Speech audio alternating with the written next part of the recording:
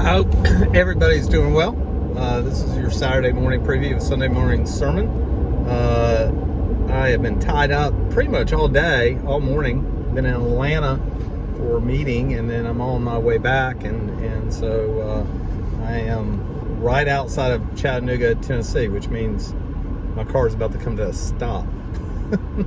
So all that being said, I'm on the road getting ready for service on Sunday. Remember, one service, it's at 10:15. Everybody else is at our spring retreat, so that's fantastic. So we're about to start a new series of sermons called Living in the Messy Middle. And we're going to be focusing on how do we put our faith into action. So just a couple notes as we get ready for this new series. First, as I pay attention to the road ahead of me, first is coming out of Easter, I think we always need to ask the question, and this comes from a series of sermons that we preached years ago called Living the Resurrected Life, is to ask just this kind of fundamental question is, how is our life different knowing and believing that the tomb is empty?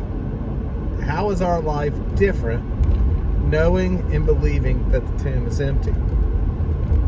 And so in starting that premise, our backdrop for this series of sermons, The Messy Middle, comes from a letter that Peter wrote to the ancient church, where he lists 7 characteristics of someone maturing in the faith. 7 characteristics of someone maturing in the faith. And we're going to cover all 7 leading up to the day of in 1.4 miles.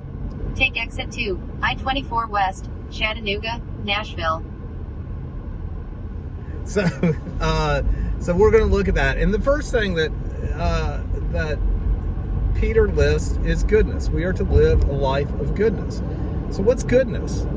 I asked Leela that question. I said, Leela, what is your definition of goodness? Like, if you had to give a definition of goodness, what would it be? And so she, using her great theological mind, said, doing good. It's doing good in the world. And she's right. There's no doubt about that. But let me throw out something that our text actually comes from Paul. And Paul first says that the only way you can do good is if you focus on that which is good. Let me say that again. According to Paul, the only way we can do good in our lives is to focus on that which is good. And by doing so, we're able then to reflect that good in our lives. So that's what we're really going to be covering this Sunday, is this notion of how do we live a life of goodness? How do we live a life of goodness? And I really look forward to being with you. I look forward, we're going to go a little more into the messy middle in week 2 when everybody comes back from the spring retreat, but we're going to slowly get started. So before Siri tells me I got to turn right or left, I'm just going to stop the recording now. Y'all have a great day.